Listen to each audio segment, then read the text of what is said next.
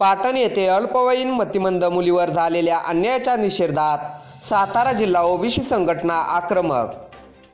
पाटण येथे अल्पवयीन मतिमंद मुलीवर झालेल्या अन्यायाच्या निषेधात सातारा जिल्हा ओबीसी संघटनेच्या वतीने व पाटण तालुका ओबीसी संघटनेच्या वतीने पाटण तहसील कार्यालय येथे निषेध आंदोलन करून तहसीलदार यांना निवेदन देण्यात आले।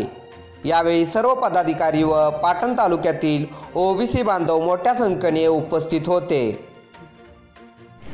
आम्ही जे आता सातारा जिल्हा ओबीसी संघटनेच्या वतीनं आणि महिला संघटनेच्या वतीनं साहेबांना निवेदन दिलं, त्या निवेदनामध्येच मागणी केलेली आहे की शासनानं जो शक्ती कायदा महिलांच्या संरक्षणासाठी तयार केलेला आहे त्याची प्रसिद्धी किंवा त्याचा प्रचार प्रसार शासनानं कुठं काही केलेला नाही।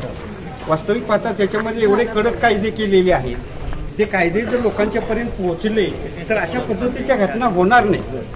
मग या शक्ती कायद्याचा प्रचार आणि प्रसार करण्यासाठी मोठमोठ्या गावामध्ये, शाळांमध्ये, प्रत्येक ग्रामपंचायतीमध्ये, तहसील कार्यालयामध्ये, कलेक्टर कचेरीमध्ये, मोठ्या मोठ्या गावातील पेठेमध्ये, शहरामध्ये, ग्रामपंचायतीमध्ये हे शक्ती कायद्याचे जे नियम आहेत, ज्या अटी आहेत त्याचा फलक लावला पाहिजे।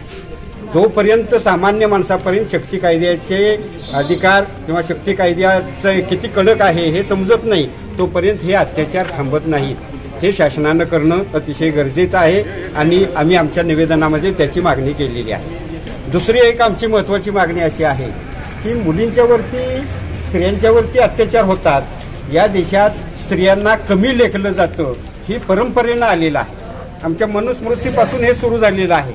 हे काही केले थांबायला तयार नाही।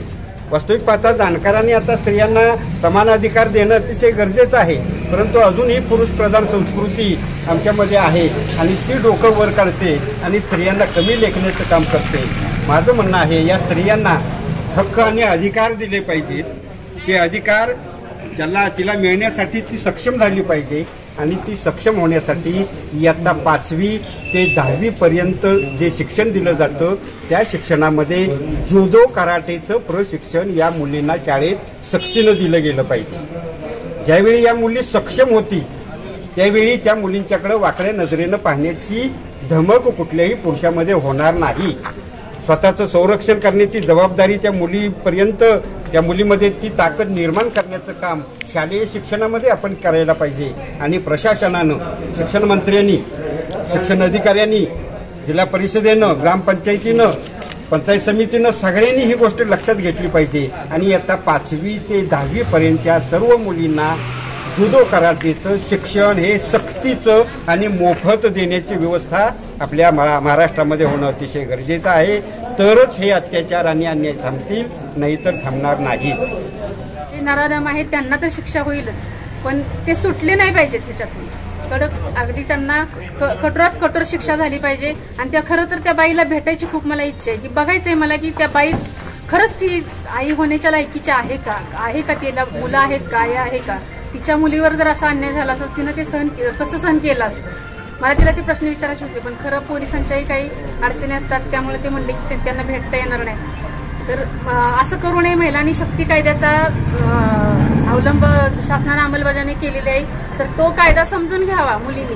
आता इथं मुली आलेल्या बरं वाटलं मला की निवेदन द्यायला की आमच्या मैत्रिणीवर अन्याय झालाय आणि तिला न्याय मिळावा। खूप बरं वाटलं। पाटण तालुका ऍक्टिव्ह आहे आणि इथून पुढे असे प्रकार घडणार नाहीत याची सर्वांनी काळजी घ्यावी आणि असे कुठे प्रकार घडत असतील तर त्या समजा या मुलीला कुणी सोडायला वगैरे जात असताना काही कुठंतरी लोकांनी बघितलंच असेल तर असा काही प्रकार संशयास्पद जर लक्षात आला तर तात्काळ पोलीस स्टेशनला कळवावं आणि असले गुन्हे घडणार नाहीत याची काळजी घ्यावी एवढी मी विनंती करते आणि थांबते। पंचनामा न्यूजसाठी कार्यकारी संपादक अनिल माने। आपल्या लोकप्रिय पंचनामा न्यूज चॅनेलला लाईक करा, शेअर करा आणि सबस्क्राईब करा।